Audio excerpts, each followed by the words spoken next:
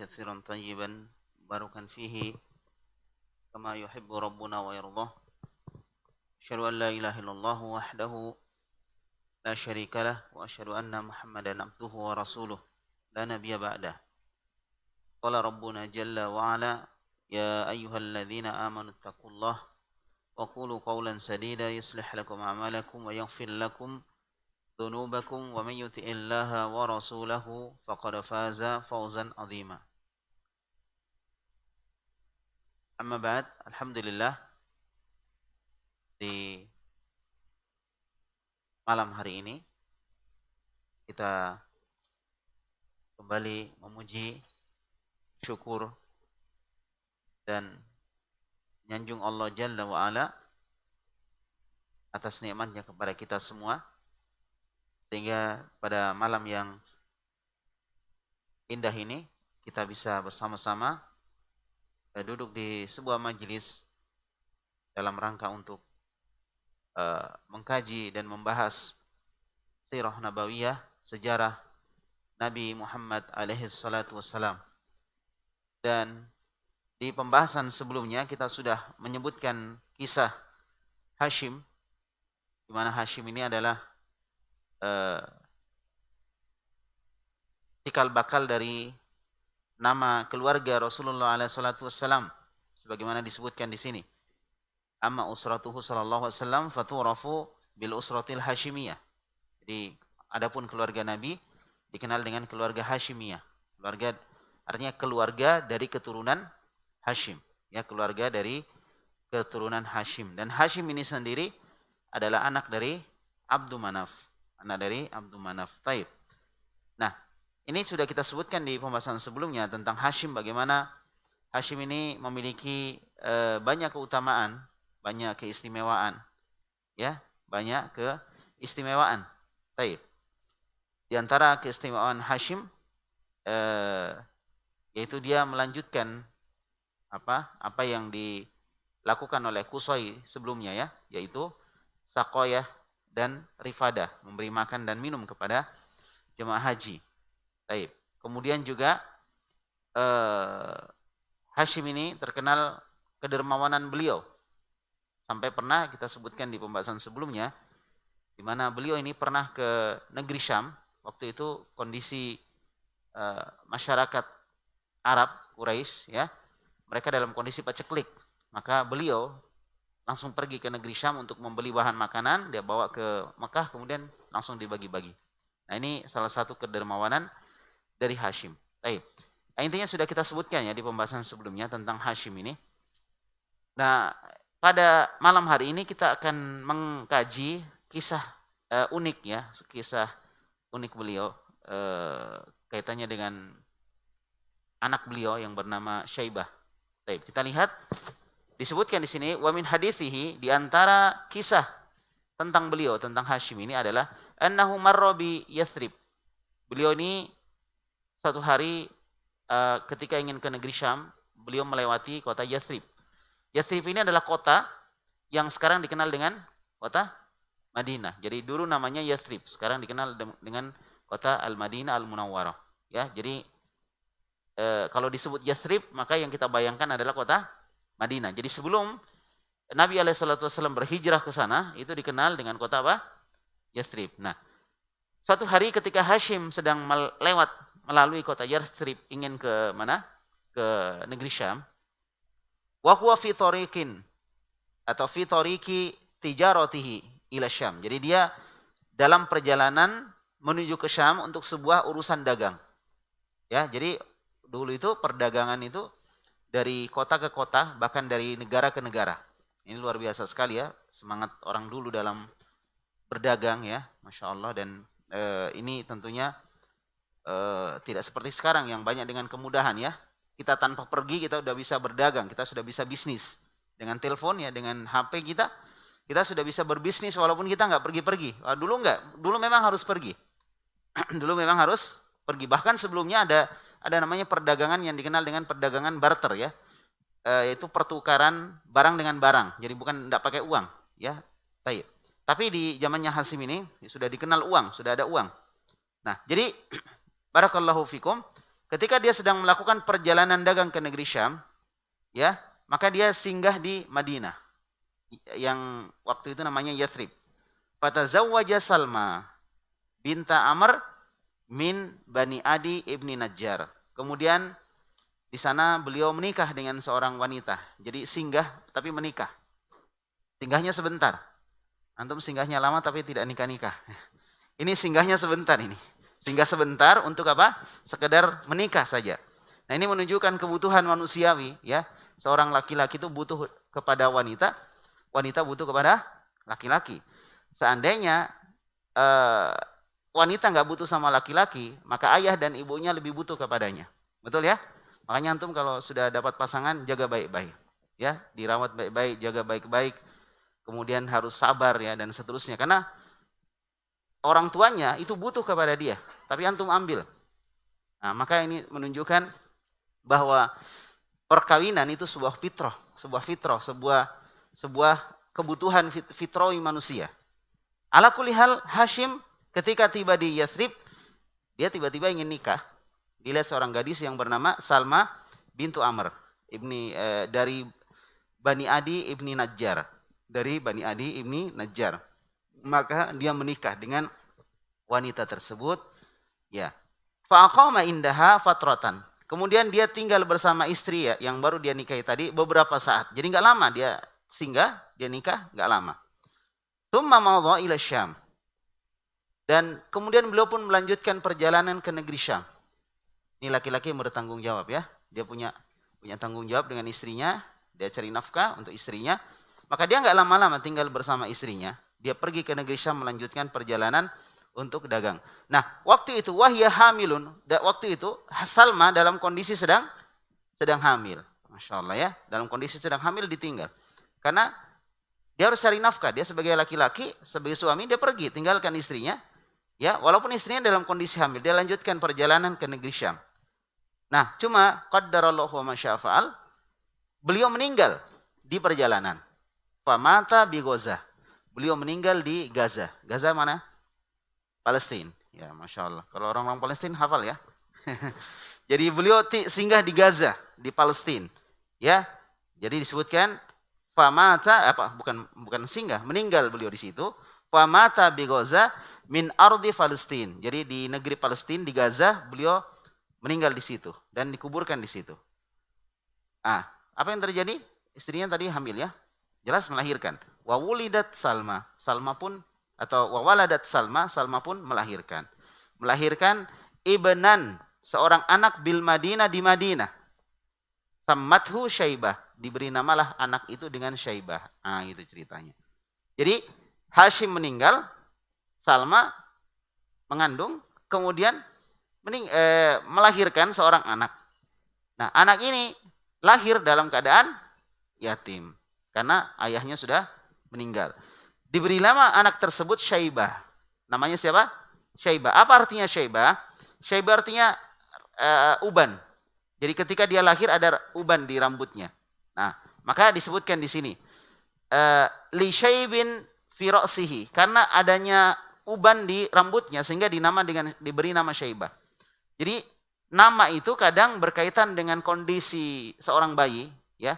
Kadang juga berkaitan dengan kondisi keadaan saat dia dilahirkan, atau dia tidak ada hubungan dengan apa-apa. Jadi nama itu, ya itulah nama punya makna ya. Jadi diberi dia nama Syaibah karena dia punya makna untuk mengingat bahwa ketika dia lahir rambutnya beruban waktu dia lahir. Nah, maka diberilah nama dia diberilah nama anaknya tadi dengan Syaibah. Wa nasyahada tiflu baina akhwalihi fil Madinah. Maka anak kecil ini pun tumbuh berkembang bersama atau di tengah-tengah paman-paman mereka dari pihak ibu. Dari khol itu dari paman-paman dari pihak ibu di Madinah. Nah, seperti itu ya. Siapa ini tadi Syaibah? Anaknya Hashim. Berarti dia Quraisy, orang Quraisy. Cuma di Madinah dia berkembang. Di Madinah dia tumbuh. Jadi dia anak-anak, ketika dia masih anak-anak dia di Madinah bersama dengan paman-paman beliau dari pihak ibunya. Jadi yang merawat itu adalah paman-pamannya. Dan paman-pamannya sangat sayang kepadanya. mencintai Syaibah, menyayanginya, menjaganya. Bahkan nanti akan dikisahkan bagaimana Al-Muttalib, saudaranya Syaibah, saudaranya Hashim yang ada di Mekah. Jadi ketika Hashim nggak pulang-pulang, ya, maka yang gantikan Hashim di mana? Di Mekah adalah Al-Muttalib. Jadi Al-Muttalib ini saudaranya Hashim. Jadi sebenarnya yang memegang kekuasaan di Mekah siapa? Hashim. Cuma ketika dia pergi nggak pulang-pulang juga, maka digantikan kedudukannya oleh siapa? Al-Muttalib. Nah, nanti kita lihat bagaimana sayangnya paman-pamannya Syaibah yang ada di Madinah terhadap Syaibah. Baik. Nah, kemudian disebutkan di sini, ya, walam ya'lam bihi a'mamuhu bi Makkah. Dan paman-pamannya di Mekah itu nggak ada yang tahu bahwa Hashim punya anak. Nggak ada yang tahu. Ini menikah nggak bilang-bilang ini, ya. Baik. Tiba-tiba punya anak dan nggak tahu, nggak ada yang tahu. Ya, tidak ada yang tahu. Waktu itu juga mungkin belum ada KTP, ya kan? Jadi artinya orang lewat kenal baik sudah nikah, gitu. Yang penting orang baik. Jadi waktu itu nggak ada yang tahu, paman-paman yang ada di Mekah nggak ada yang tahu bahwa Hashim punya siapa? Punya anak, nggak ada yang tahu. Makanya berjalanlah waktu begitu saja, ya, berjalan begitu saja. Hatta balagha nahwa sab'in nahwa sab'i sinin au thamani sinin, sampai berlalu 7 tahun atau 8 tahun. Jadi Syaibah sudah sekitar umur segitu, ya. Sudah lewat berapa tahun? 7 tahun sampai 8 tahun. Tsumma alima bihi ammuhu Al-Muttalib. Nah, pada saat itulah paman beliau yang ada di Mekah, pamannya Syaibah, bernama Al-Muttalib. Siapa Al-Muttalib? Saudaranya Hashim. Berarti dia anaknya siapa? Al-Muttalib anaknya siapa? Anaknya Abdul Manaf. Ya. Jadi Abdul Manaf punya anak Hashim dan Al-Muttalib, gitu kan? Nah, Hashim pergi digantikan oleh Al-Muttalib karena nggak pulang-pulang, digantikan karena tentunya di Mekah butuh orang yang memimpin. Maka digantikan oleh siapa? Al-Muttalib. Digantikan Al-Muttalib. Nah, Al-Muttalib nggak tahu. Jadi ketika dia gantikan, dia nggak tahu bahwa Hashim punya anak. Nanti lewat 7 tahun atau 8 tahun baru dia dengar bahwa Hashim punya anak. Mungkin ada yang kasih kabar, ya, tentang anaknya Hashim tadi. Ala kulli hal dia dengar. Tsumma alima bihi ammuhu Al-Muttalib. Pamannya pun kemudian mengetahui bahwa Hashim punya anak. Fa dhahaba bihi ila Makkah. Ya, fa dhahaba bihi ila Makkah. Falamma ra'ahun nas, maka ini enggak disebutkan di sini bagaimana Al-Muttalib itu membujuk paman-pamannya, siapa? Paman-pamannya Syaibah yang ada di Madinah untuk diajak. Tapi paman-pamannya nggak mau lepas. Karena Syaibah ini sangat dicintai. Sangat dicintai. Jelas ya? Sangat dicintai oleh oleh paman-pamannya tadi. Nggak dilepas. Tapi dibujuk, bahkan disampaikan bahwa ini anak adalah calon pemimpin kami nanti di Mekah dan seterusnya. Pokoknya dibujuk, baru kemudian dilepas. Dilepas. Nah, di sini kisah yang uniknya. Fadhahaba bihi ila Makkah. Maka fadhahaba bihi ila Makkah. Maka dia pun pergi ke Mekah. Jadi diambil itu anak kemanakannya tadi, dibawa ke Mekah. Falamma ra'ahun nasu, maka ketika orang-orang melihat Al-Muttalib yang tadinya pergi ke Madinah enggak sama siapa-siapa, pulang tiba-tiba bonceng orang di belakang. Ya kan? Nah, orang-orang lihat, ini siapa ini gitu kan? Kan bukan cuma orang sekarang saja yang kepo, orang dulu juga senang kepo ya. Ini siapa ini gitu. Nah, mereka enggak nanya-nanya, langsung mereka duga, wah, ini kayaknya budaknya ini. Gitu. Karena biasa ya, orang tiba-tiba nggak bawa siapa-siapa, pulang bawa teman. Ini budaknya. Ya gitu kata orang-orang. Jadi falamma ra'ahun nas, ketika orang-orang lihat, fadhannu abdahu, maka dikira itu budaknya. Faqalu Abdul Muttalib, maka dipanggillah dia Abdul Muttalib, artinya budaknya Al-Muttalib. Nah, itulah ceritanya kakeknya Nabi Abdul Muttalib. Jadi sebenarnya namanya bukan siapa? Abdul Muttalib, tapi namanya adalah Syaibah. Ya, fashtara bidzalik, maka terkenallah nama itu dengan Abdul Muttalib. Padahal bukan namanya. Tapi terkenalnya dengan Abdul Muttalib. Dan itu biasa, orang-orang terkenal dengan gelarnya atau dengan panggilan kebiasaannya sehingga dia dikenal. Ya, misalnya namanya siapa? Muhammad ya, dipanggil Aco gitu. Kan jauh sekali nih. Biasa di kalangan kita juga biasa. Cok, sini Cok. Padahal namanya Muhammad, jauh. Karena terbiasa dipanggil seperti itu. Abdul Muttalib itu bukan nama, tapi terkenal. Nah, ini apa pelajaran yang bisa kita ambil? Pelajaran yang bisa kita ambil adalah tidak semua yang terkenal itu benar. Paham sudah? Apakah dugaan orang tadi bahwa Abdul Muttalib itu budaknya Al-Muttalib itu benar? Salah, keliru dia, salah duga dia. Ya, bukan berarti di sini Al-Muttalib lagi ngeprank ya, enggak. Memang istilahnya nih, memang orang itu salah duga, enggak nanya-nanya begitu, ya. Dia enggak nanya-nanya. Ini kalau orang ini dilarikan ke situ ya. Jadi dia enggak nanya-nanya, langsung disebut oh ini budaknya Al-Muttalib ini. Dipanggillah dia Abdul Muttalib. Nah, ini pelajaran bahwa tidak semua yang terkenal di kalangan orang banyak di masyarakat berarti itu betul. Pahami baik-baik itu. Nah, sama dengan hadis. Hadis juga gitu. Hadis-hadis itu yang sampai kepada kita, ini hadis. Kadang ada yang terkenal sebagai hadis padahal bukan hadis. Seperti misalnya disebutkan di tengah-tengah manusia tentang hadis ikhtilafu ummati rahmah. Perselisihan umatku adalah rahmat. Itu bukan hadis. Tapi orang-orang sebut apa? Hadis. Atau ucapan utlubul ilma walau bisin. Tuntutlah ilmu walaupun sampai ke negeri Cina. Itu juga bukan hadis. Jadi orang kenalnya hadis, tapi terkenal di tengah masyarakat. Nah, disinilah pentingnya kita apa? Check and recheck. Perlu meneliti. Ini benar enggak gitu. Apalagi dalam masalah hadis. Gitu. Jadi sekali lagi, sesuatu yang terkenal, tersebar bahwa itu sebuah ilmu, ya, belum tentu itu benar. Maka di sini pentingnya kita belajar. Dengan belajar kita tahu ini benar, ini salah. Karena orang kadang melihat sesuatu itu kalau terkenal berarti benar, kalau nggak terkenal berarti salah gitu. Kadang tanggapannya orang. Taib. Sekarang kita tahu siapa sebenarnya Abdul Muttalib. Ya, sebenarnya dia bukan namanya, tapi dikenal dia dengan apa? Dengan Abdul Muttalib. Dikenal dia dengan Abdul Muttalib. Jamaah kaum muslimin yang saya hormati dan saya muliakan, Masya Allah. Abdul Muttalib ini orangnya orangnya baik sekali. Ya. Orangnya sangat baik sekali. Baik. Jadi Syaibah itu sebenarnya kalau nama yang disebutkan di beberapa buku, Syaibah Al-Hamad. Alhamdu ya, Al-Hamad. Syaibah Al-Hamad. Apa Al-Hamad itu? Ujian. Syaibah yang terpuji gitu maksudnya. Baik. Jadi disebutlah dia Al-Hamad pujian karena apa? Karena orang tuanya berharap anaknya ini menjadi orang yang terpuji di tengah-tengah kaumnya. Itulah nama. Nama itu bisa menjadi harapan orang tua. Maka antum kalau punya anak, kasih nama anak yang bagus. Enggak apa-apa harapan antum antum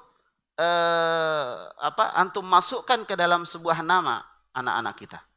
Ya, beri nama dia dengan harapan-harapan kita. Karena itu nama itu doa.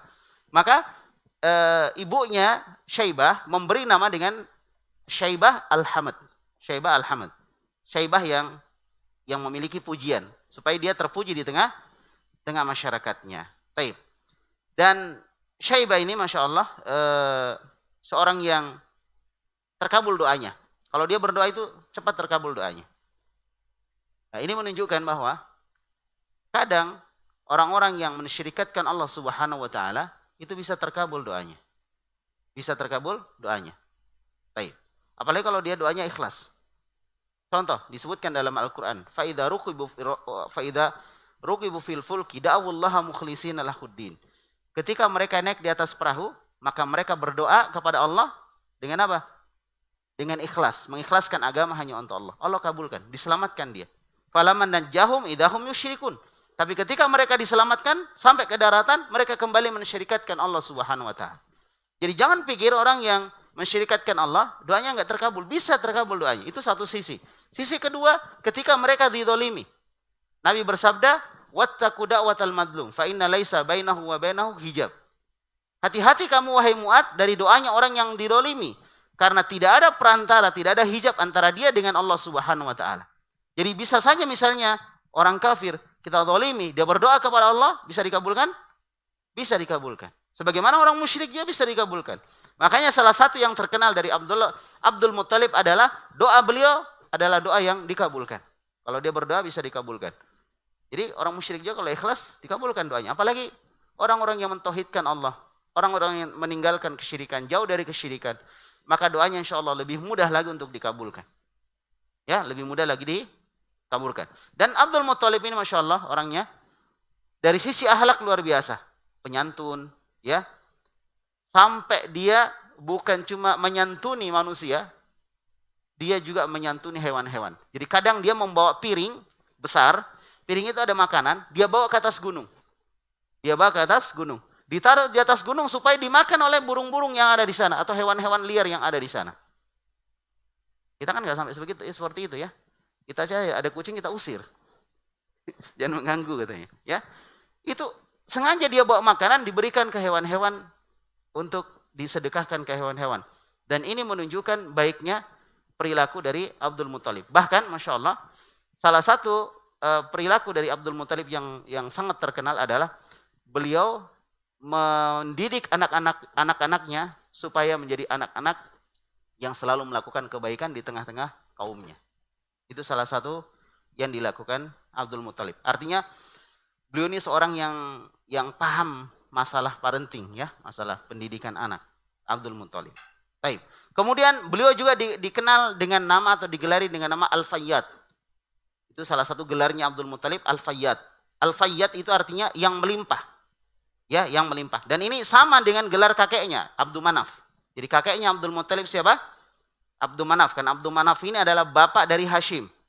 Nah, sama dapat gelar Al-Fayyad. Al-Fayyad, yang melimpah. Ya, yang melimpah. Karena orangnya suka memberikan sesuatu kepada orang lain, bahkan kepada hewan-hewan yang ada. Bahkan tokoh-tokoh yang ada di Mekah sangat hormat kepada beliau. Dan beliau sering ketika duduk di kursi, itu anak-anak beliau berkeliling, mengelilingi beliau. Karena hormatnya kepada Abdul Muttalib. Dan juga salah satu keistimewaan atau kisah dari Abdul Muttalib adalah beliau ini dikaruniai umur yang panjang. Ada mengatakan lebih dari 100 tahun ya. Dan ini sudah panjang ya, karena Rasulullah itu 63 ya.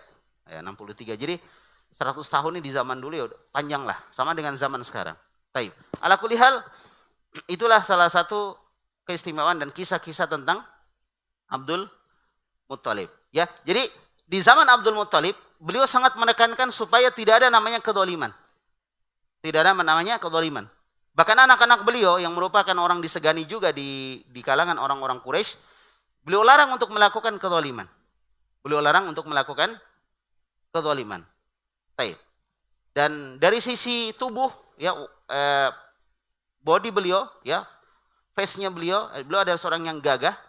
Kemudian posturnya bagus ya, kulitnya putih. Ini salah satu ciri khas dari Abdul Muttalib itu gagah orangnya. Ya, taib.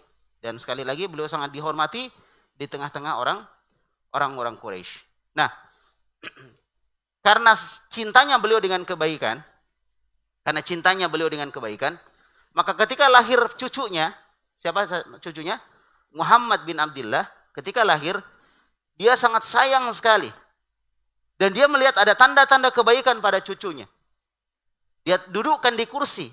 Enggak pernah ada orang didudukkan di kursi beliau. Karena kursi beliau ya, kursi yang disakralkan.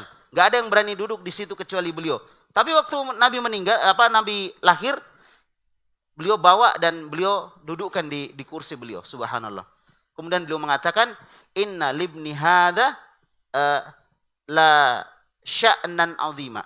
Sesungguhnya anakku ini, maksudnya cucunya, itu memiliki perkara yang besar. Punya perkara yang besar. Dia akan menjadi orang besar. Nah, itu yang firasatnya siapa? Abdul Muttalib. Dan ternyata firasat beliau betul. Jadi ada yang namanya apa? Firasat. Firasat. Dan firasat itu bukan tatoyur ya. Beda ya. Beda tatoyur sama firasat. Baik. Jadi itu firasatnya Abdul Muttalib. Wallahu a'lam bishawab. Itulah sekilas tentang Abdul Muttalib. kakek Nabi Muhammad sallallahu alaihi wa ala alihi wasallam. Baik. Nah, kemudian disebutkan di sini wa kana Abdul Muttalib awsaman nas. Adalah Abdul Muttalib adalah seorang yang sangat gagah, orangnya sangat gagah. Ya, atau awsaman nas, orang yang bagus perawakannya. Wa ajmalahum. Dia adalah orang yang paling gagah di antara orang-orang pada saat itu. Baik. Wa a'dhamahum qadra. Dan beliau adalah orang yang paling agung kedudukannya di tengah-tengah manusia. Ini salah satu keistimewaan Abdul Muttalib.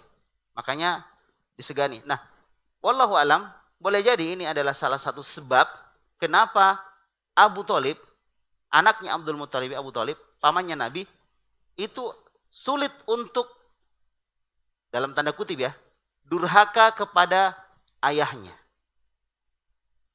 Waktu itu kan Nabi datang kepada Abu Thalib ketika belum meninggal ya. Apa kata Nabi? Ya ammi kul la ilaha illallah. Wahai pamanku, ucapkan la ilaha illallah. Kalimatan uhaju laka biha indallah. Sebuah kata yang saya akan jadikan bukti di hadapan Allah. Itu kalau kita dibilang kayak gitu, kayaknya kita masih Islam deh gitu. Karena itu kata-kata sampai ke hati, itu kata-katanya Nabi. Ya, kata-kata seperti itu sampai ke hati itu. Wih, ini cuma satu kata bisa jadi bukti di hadapan Allah. Dan taulah bagaimana Nabi. Nabi itu kalau berdakwah enggak kayak kita enggak serius. Beliau itu kalau dakwah itu benar-benar serius ya, dan benar-benar sampai ke hati ketika belum menyampaikan sesuatu. Jelas ya? Nah, terus kenapa Abu Thalib enggak mau masuk Islam? Karena waktu itu ada Abu Jahal. Ya, apa kata Abu Jahal kepada Abu Thalib? Atarghabuna an millati abikum ya Abu Thalib. Aduh. Udah enggak bisa apa-apa. Apakah kamu tidak suka dengan agamanya ayahmu wahai Abu Thalib? Udah, enggak bisa apa-apa. Ini menunjukkan apa? Ini menunjukkan apa? Abdul Muttalib itu adalah orang yang sangat disegani hatta oleh anak-anaknya sendiri. Nah, kita sekarang terbalik. Orang tua yang segan sama anak-anaknya. Enggak berani memarahi anaknya ya. Karena segan. Coba. Abdul Muttalib itu disegani sekali. Wallahu alam, saya cuma melihat bahwa boleh jadi ini adalah salah satu sebab Abu Thalib sulit untuk masuk ke dalam Islam. Ketika sudah dikatakan, apakah kamu durhaka kepada orang tuamu? Apakah kamu tidak suka dengan agama orang tuamu? Apakah gini? Sudah Abu Thalib diam. Akhirnya Abu Thalib disebutkan tidak mau mengucapkan kalimat la ilaha illallah. Ya, maka kita bersyukur, alhamdulillah, hidayah sampai kepada kita dalam kondisi kita jauh dari Nabi, Masya Allah, tapi kita bisa memeluk Islam. Dan ini sebuah keutamaan yang harus kita syukuri. Ya, ketika kita melihat bagaimana Abu Thalib sayangnya kepada Rasulullah, Nabi disayang oleh Abu Thalib. Ini kan kalau kita pikir, nggak masuk akal gitu. Kayak di luar nalar kita. Nabi disayang oleh Abu Thalib. Nabi membenarkan dakwah, Abu Thalib membenarkan dakwahnya Rasulullah. Ya kan? Abu Thalib membela Rasulullah. Sampai ketika pemboikotan 3 tahun, pemboikotan orang-orang Quraisy, di mana Rasulullah dan orang-orang yang membelanya, muslim atau non-muslim, diboikot semua sampai tidak ada makanan sampai kepada mereka. Disebutkan dalam sejarah bahwa sebagian mereka memakan daun-daunan karena tidak ada makanan. Itu Abu Thalib masuk di dalamnya. Bahkan ada yang menyebutkan bahwa salah satu sebab meninggalnya Abu Thalib karena itu. Karena ada pemboikotan. Coba, Abu Thalib sampai segitunya dia membela Nabi, padahal dia tidak masuk Islam. Apalagi kalau bukan wibawa kedudukan dari siapa? Abdul Muttalib. Bapaknya Abu Thalib. Jadi, ya itulah wibawanya Abu Thalib. Jadi dia punya wibawa. Dia punya, kalau orang sekarang bilang apa? Karisma, dia punya karisma. Bukan melek motor ya. Karisma, dia punya karisma. Kalau anak muda nggak tahu karisma ya. Yang dia tahu sekarang ya motor-motor yang kayak NMAX gitu ya, atau PCX atau apa gitu ya. Dulu ada namanya karisma. Taib. Ala kulli hal Abdul Muttalib begitu orangnya. Punya karisma. Dan karisma beliau adalah karisma di tengah kaumnya dan juga di tengah-tengah anak-anak dan cucu-cucu beliau. Masya Allah, disegani sekali. Jadi ternyata untuk jadi orang yang disegani tidak harus tidak harus kejam gitu. Ada sebagian orang memahami kalau kita mau disegani maka kita harus sangar gitu, menakutkan. Kalau orang lihat kita langsung lari gitu. Ternyata tidak. Tipenya Abdul Muthalib apa? Apa tipenya dia? Penyantun, dermawan, baik, sopan, ramah. Tapi beliau disegani. Dan ini pelajaran juga untuk kita ya, pelajaran untuk kita. Bahwa untuk jadi orang disegani tidak harus marah-marah gitu.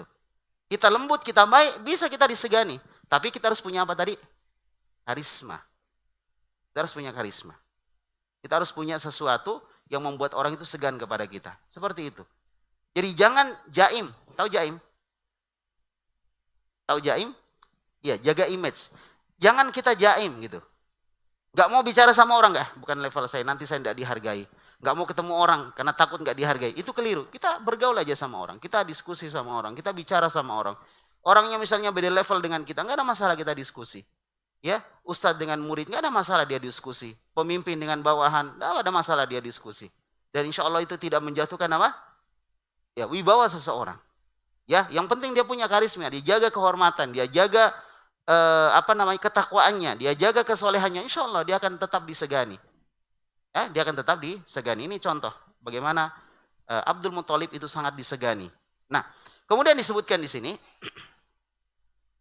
Waqad syarafa fi zamanihi syarfan lam yablughu ahadun.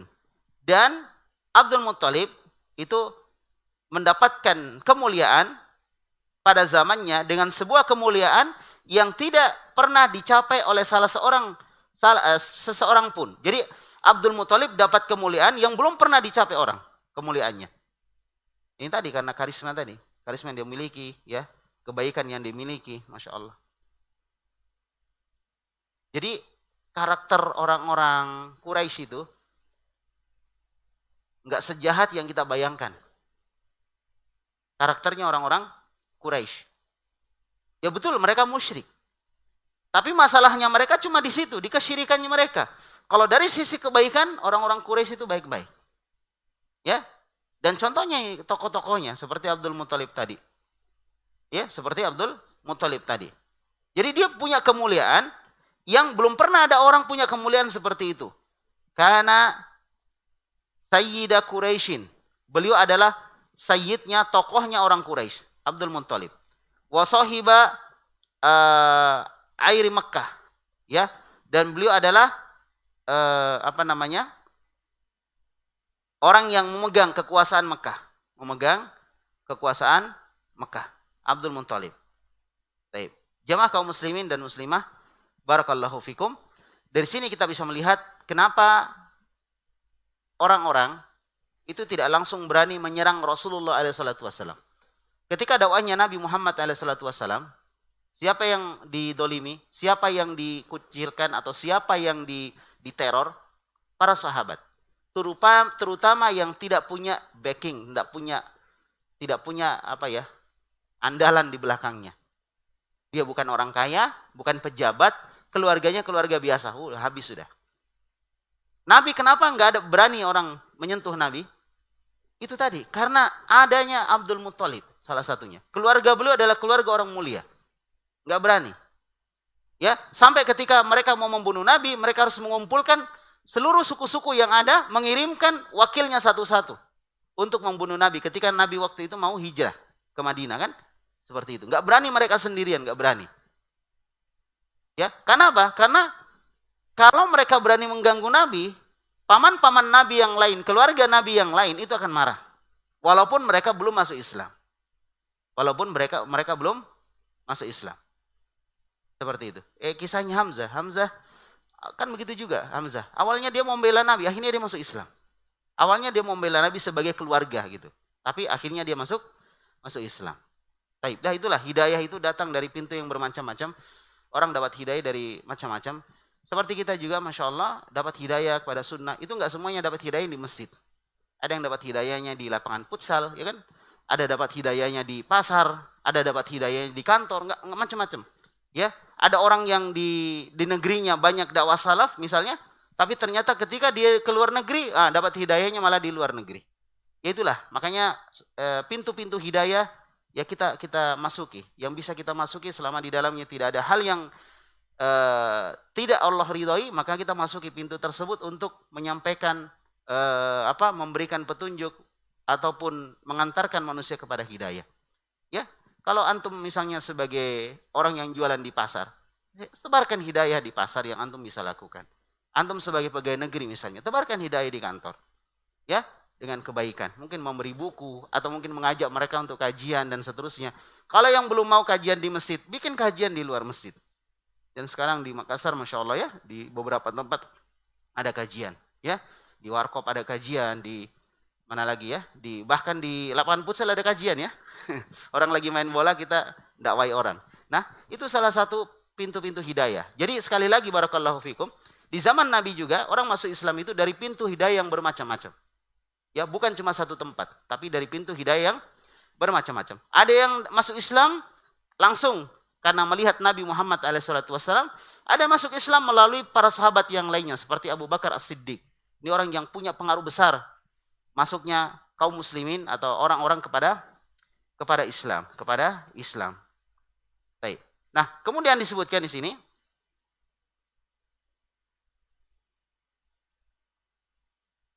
ya. Jadi Abdul Muttalib ini adalah tokohnya orang Quraisy, wasahiba airi Makkah, ya. Syarifan, beliau adalah orang yang mulia, muto'an, orang yang ditaati, jawadan, beliau adalah orang yang dermawan. Ditaati, punya kemuliaan, dermawan. Coba, itu akhlak-akhlak mulia. Akhlak-akhlak mulia. Yusamma bil fayyad. Ya, beliau dikenal atau digelari dengan al-fayyad. Al-fayyad apa tadi? Yang melimpah atau yang sayang atau yang murah hati. Karena beliau ini dermawan bukan cuma kepada manusia tapi juga kepada hewan-hewan. Makanya disebut al-fayyad. Lisakhoihi itu disebabkan karena kedermawanan yang beliau miliki. Baik. Kana yarfa'u min ma'idatihi lil masakin. Beliau biasa memberikan makan kepada orang-orang miskin. Ya, memberikan makan kepada orang-orang miskin. Wal wuhush wat tuyur, memberikan makan kepada binatang-binatang buas, memberikan makan kepada burung-burung. Masya Allah ya. Jadi ya gitulah kedermawanannya, luar biasa. Jadi bukan cuma kepada manusia, tapi juga kepada hewan-hewan beliau sangat dermawan. Sangat dermawan. Baik. Nah kemudian, waqad tasharrafa bi hafri bi'ri zamzama ba'da an kana qad darasaha Jurhum inda jalaihim an Makkah. Jadi salah satu juga keistimewaan dari Abdul Muttalib, beliau adalah orang yang menggali lagi sumur Zamzam. Menggali lagi sumur Zamzam. Ya. Air Zamzam dikeluarkan dari sumur Zamzam itu digali lagi. Setelah sebelumnya sumur Zamzam itu ditimbun. Ditimbun oleh pasukan Jurhum. Ditimbun oleh pasukan Jurhum. Beliau lah yang menggalinya.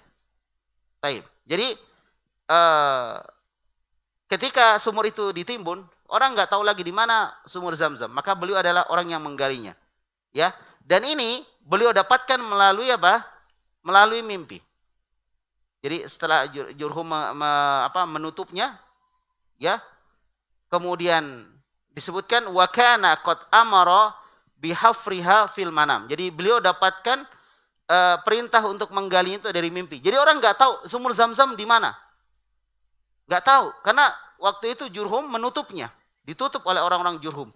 Jadi pernah terjadi konflik antara orang-orang Jurhum dengan keturunan Ismail alaihissalam. Jadi siapa yang pertama tinggal di Mekah? Ismail, ya kan? Waktu itu orang Jurhum dari Yaman kan datang situ, mau minta izin supaya tinggal di situ. Akhirnya mereka membuat sebuah masyarakat. Tapi ketika masyarakat ini besar, Ismail menikahnya jelas dengan wanita Jurhum, menikah. lahirlah anak-anak dan kemudian banyak, maka orang-orang Jurhum ingin menguasai Mekah. Ingin menguasai Mekah. Terutama setelah meninggalnya Ismail alaihissalam. Akhirnya mereka bisa menguasai Mekah. Nah, salah satu yang mereka lakukan adalah mengubur sumur Zam-Zam. Jadi nggak ada yang tahu di mana sumur Zam-Zam. Nah, di masa siapa? Abdul Muttalib, dialah yang kemudian menggali sumur Zam-Zam dari mimpi yang dia dapat di sana ada sumur Zam-Zam, kemudian dia datangi dan kemudian dia gali. Kemudian dia apa? Dia gali sumur Zam-Zam tersebut. Baik. Dan di situ juga ada kisah ketika dia berjanji kalau dia punya anak 10, dia akan korbankan satu kan ya. Sampai waktu itu kan Abdullah akan jelaskan insyaallah di kisah tentang Abdullah ayahnya Rasulullah itu dikorbankan. Sampai 3 kali dia undi tetap yang keluar siapa? Abdullah. Sampai kemudian diganti dengan unta. Diganti dengan unta. Insyaallah nanti akan kita lihat bagaimana kisahnya. Ala kulli hal, salah satu keistimewaan dari Abdul Muttalib adalah beliau yang menggali kembali sumur Zam-Zam. Sumur Zam-Zam. Dan itu beliau dapatkan dari apa? Dari mimpi beliau. Taib. Ya. Nah, disebutkan di sini wa wasafa lahu maudhi'aha ihi. Dan di dalam mimpi itu digambarkan tentang tempatnya sumur Zam-Zam di mana. Di mana tempatnya. Jadi orang nggak tahu. Jadi ini sebuah situs sejarah yang hilang pada saat itu. Dan siapa namanya? Abdul Muttalib adalah penemu situs itu. Penemu tempat tersebut. Kalau ada situs sejarah sebuah negara ditemukan oleh seseorang, maka seseorang ini kan jadi mulia. Nah, itu salah satu sebab kenapa Abdul Muttalib menjadi mulia. Karena itu tadi. Orang-orang nggak ada yang menemukan itu. Makanya disebutkan tadi, salah satu kemuliaan Abdul Muttalib adalah dia mendapatkan kemuliaan yang belum pernah didapatkan oleh orang sebelumnya. Oleh orang sebelumnya. Dari suku-suku Quraisy, mulai dari zamannya Qusay dan seterusnya. Qusay punya kelebihan, tapi Abdul Muttalib juga punya kelebihan. Ya. Dan kelebihan Abdul Muttalib ini, kemuliaannya belum pernah didapatkan oleh orang sebelumnya. Berarti luar biasa keutamaannya. Salah satu sebabnya adalah ini tadi. Dialah yang menggali sumur Zam-Zam, atau bahasa kita, dialah yang menemukan situs sejarah sumur Zam-Zam. Yang sebelumnya tertimbun, nggak kelihatan. Jadi akhirnya orang-orang memuliakannya gitu. Ya dianggap dia punya ilmu, dianggap dia dekat dengan Allah dan seterusnya pokoknya. Intinya karena dia yang bisa menemukan sumur Zam-Zam. Walaupun itu lewat apa? Lewat mimpi. Baik, sudah masuk Isya? Dah?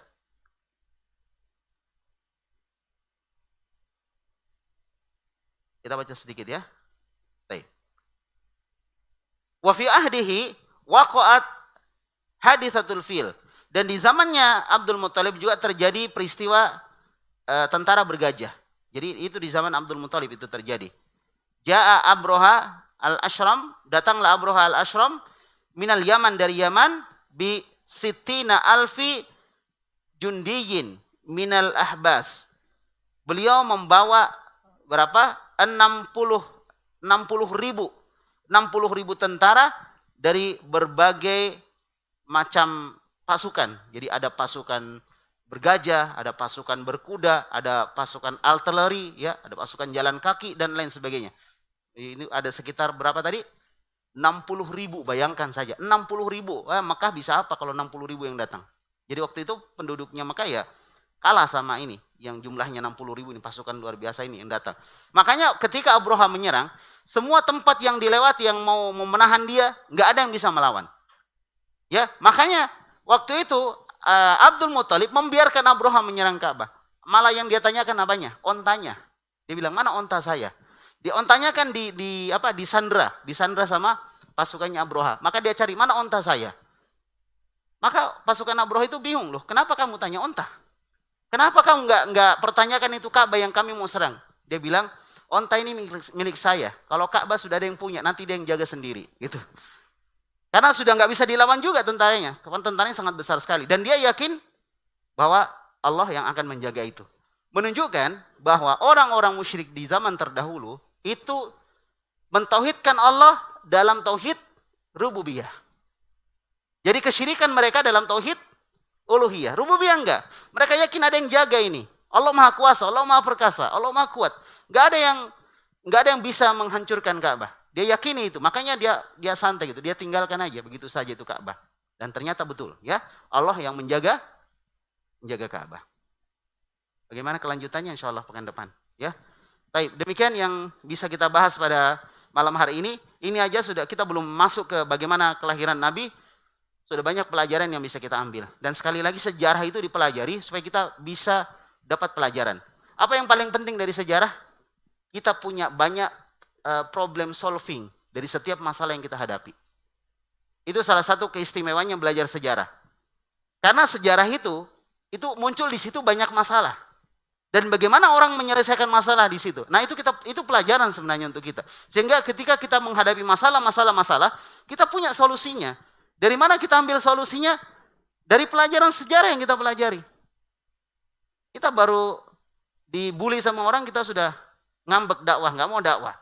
Ya, gimana ceritanya?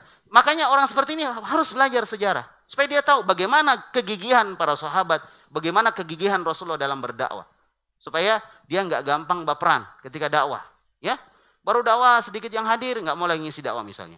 Dan seterusnya. Baru kita ngajak orang dibully, baru kita ngamalkan sunnah dicela, kemudian kita tinggalkan sunnah. Ini karena kurang dia belajar tentang apa? Sirah Nabawiyah. Ya. Maka itulah pentingnya Sirah Nabawiyah. Dan sekali lagi inilah, banyaknya masalah-masalah yang muncul, itu diungkapkan dalam Sirah Nabawiyah, dan di situ juga ada solusinya. Ada solusinya. Baik, barakallahu fikum. Subhanakallahumma bihamdik. Asyhadu an la ilaha illa anta astaghfiruka wa atubu ilaik. Wassallallahu ala nabiyina Muhammad wa ala alihi wa sahbihi wasallam wa akhiru da'wana alhamdulillahi rabbil alamin. Assalamualaikum warahmatullahi wabarakatuh.